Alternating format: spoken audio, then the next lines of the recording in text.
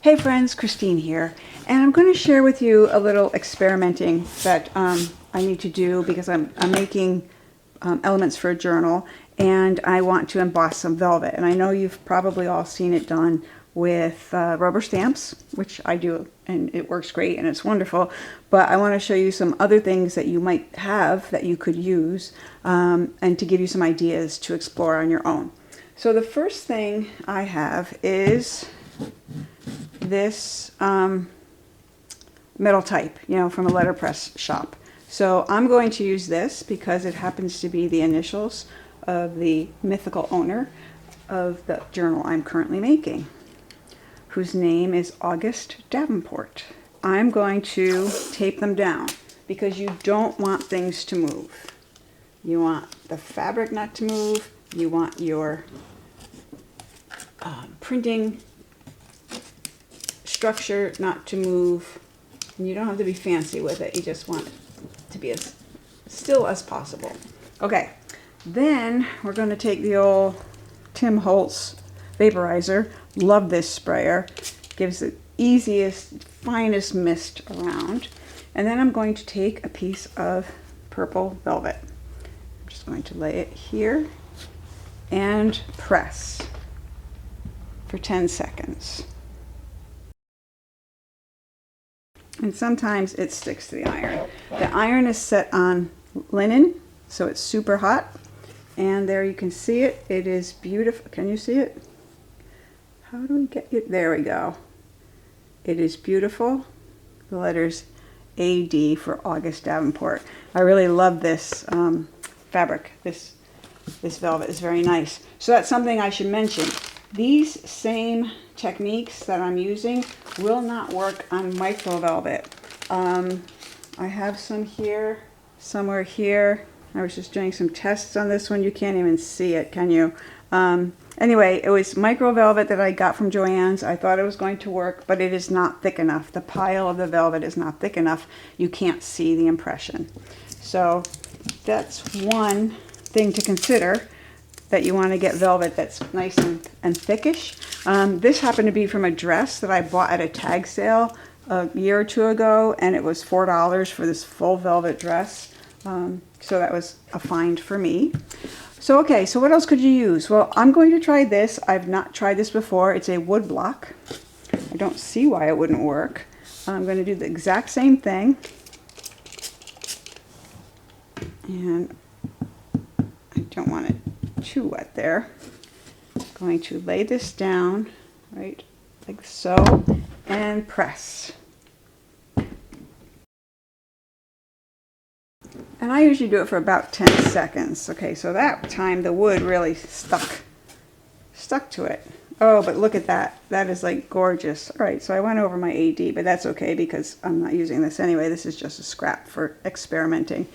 So this is just beautiful. So now I see here there are in fact the most minute little indentations here where it didn't pick up fully on that edge. But look at that. Oh, come on. Isn't that gorgeous? Okay, so we've done these and those. And now I want to try this. Now this is going to be interesting because these squares around the frame part is a little taller than the the fleur-de-lis stuff here, but we're still going to give it a go. So now I'm going to pull out my brick because I really don't want to heat on this. This is Teflon, but this is that plastic mat, and I've learned it does not like heat. So now I'm just going to find another space on my little sample here. Still give it a little squirt. And let's see.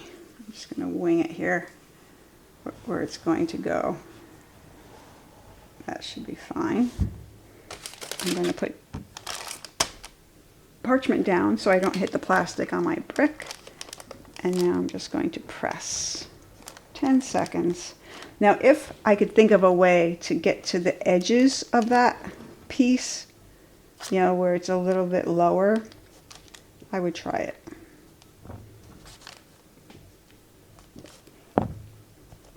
I probably should have put the parchment under all of this, but I'm hoping it'll go through. And if it doesn't, we'll just try it again.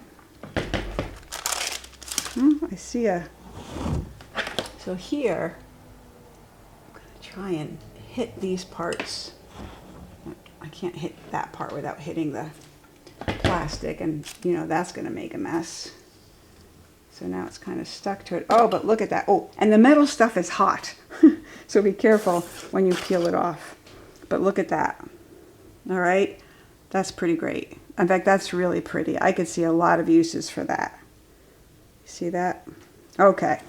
So now another thing I thought I would try is this plate from a doorknob, you know, a cabinet knob. It's super fancy.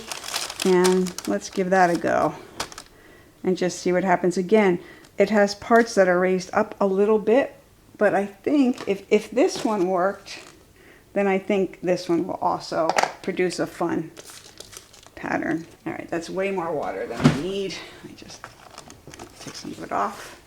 And I think the idea about misting it is really just kind of to impress on the pile of the velvet further. 10 seconds. Okay, I think that was 10. Not really sure. I was daydreaming. We'll go for it. Oh, look at that. Isn't that gorgeous? All right, so now you see what happens. I hit this with the iron while I was doing this one. So, but that's okay. You can still see it. That's the doorknob, or the knob plate. This was the book plate. This was the big 5. And the first one was, that's now gone. It was the letterpress, the metal type. So now, of course, I'm looking around at all sorts of things like, ooh, what else could I try? All right, so this is really thin and might not work, but it might. So now you do want to remember, you don't want to hit your other fabric pattern. Like I shouldn't have done this all on one sheet, but you know, I'm just demonstrating. So I'm just going to cut this off because I like that little fleur-de-lis and I might keep it for something. So let's give it a squirt just for fun. And lay down our fabric. And 10 seconds. And more Mississippis. Oh. Whew. An old 1980s earring that did get very hot. So, okay, so because can you see it? It did work, but because the filigree was so tight, it really just gave me a leaf, which is fine, but I'm going for more bling.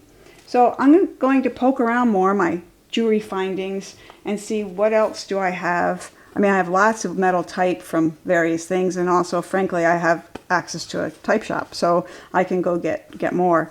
But like this, using this to make this, I wish you could see, there we go. It's just such a fine, sophisticated accent in things you're doing. One other thing I'll mention, because I know some people I know have laser cutters or access to them.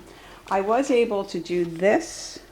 Now this is reverse embossed, so I made the background flatter and the little designs pop up. And I did that by basically designing this stencil, which I cut out of plexiglass on a laser cutter. So, I mean, it's a pretty fancy technique. Not everyone has it, but I just thought I'd mention it. And again, spark new ideas like, oh, gee, a stencil would work. Now, a Mylar stencil might not work because it will probably melt. But there might be other ways that you can make stencils like this to create different effects. And that's all this video is really about. So I'm glad you were here. I'm glad you saw it. I hope you got something useful out of it. And I appreciate your time and your input. It's really important to me, and it's what this is all about.